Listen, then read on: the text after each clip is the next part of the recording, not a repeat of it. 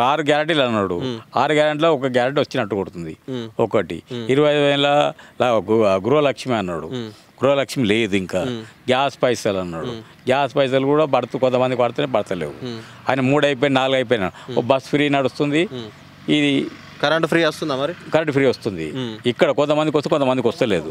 మాకు వస్తలేదు. మాకు వస్తుంది, కొంత వేరే వాళ్ళకి వస్తలేదు. ఇంకా గృహలక్ష్మి 25,000 అవి వస్తలేవు. నమ్మకం అయితే ఉందంటావా లేదంటావా రైతు బంధు మీద? రైతు బంధు నమ్మకం లేదు. ఇక వేసినాకనే లెక్క అంటావా? వేసినాకనే లెక్క.